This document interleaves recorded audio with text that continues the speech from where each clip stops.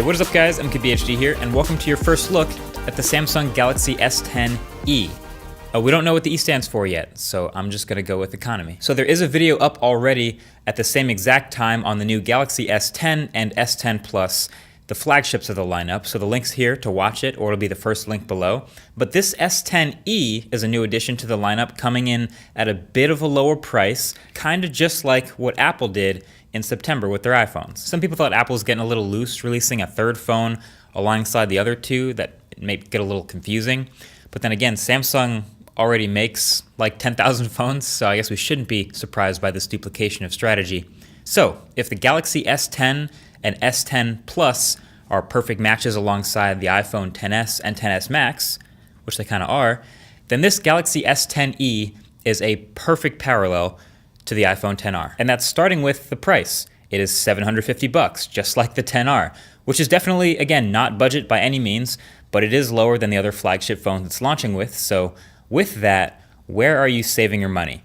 Well, the form factor of the S10e is super similar to the regular S10, as you can see, but it cuts some corners, literally, to save price. And that starts with the display, which is a bit smaller now. It's a 5.8-inch AMOLED display, and it's flat now instead of curved. So basically the Infinity display on the higher end phones sort of melts gloriously over the sides.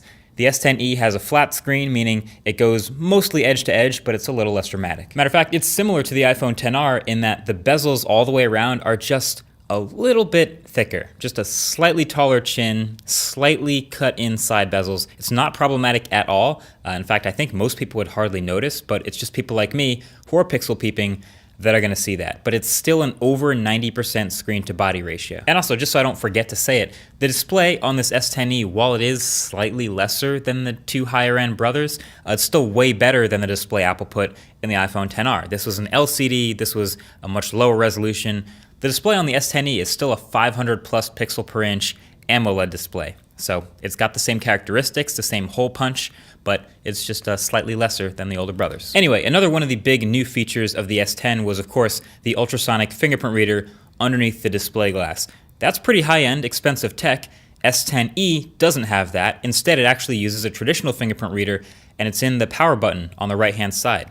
This is probably the best backup location to put it in. I usually prefer on the back of phones just because that's where my finger naturally rests.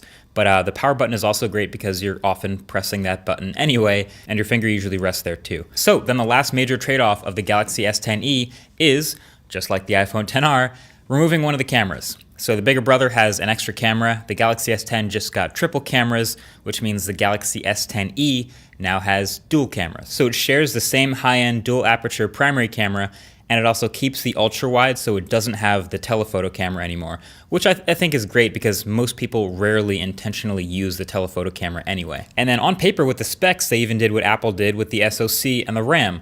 iPhone XR had the same chip, but a little bit less RAM. So here comes Galaxy S10e. It has also the same Snapdragon 855 like its brothers, but it starts with 6 gigs of RAM instead of 8. But again, you can upgrade to get a version with more RAM and more storage if you want to spend a little bit more. But also, to be honest, most people buying phones like this probably won't notice the difference between 6 and 8 gigs of RAM anyway. That's more about future-proofing and overhead, and to be fair, we'll see how these phones perform down the line after the reviews. This phone also has IP68 certification. This phone also has expandable storage, just not missing those things. But also note, because the phone's a little bit smaller, the battery is also a bit smaller, so it's a 3,100 milliamp hour battery in the S10e, which is still bigger than the battery of last year's Galaxy S9. So overall, Galaxy S10e appears to be a pretty great phone that costs just a bit less than Samsung's other new phones. The sacrifices come in the three main areas of display, fingerprint, and cameras, but they're still pretty good at all those areas. So similar to the iPhone XR first impression, it feels like this is gonna be the phone of the new ones that most people should get to save that $150. But you can let me know what you think. Would you spend the extra money on the super fancy display and the fingerprint reader and the extra camera, or would you save that money? Let me know. Either way, stay tuned for the full review of this phone. Thanks for watching the first impressions and hands-on. Feel free to share it with others who may be interested. Talk to you guys in the next one. Peace.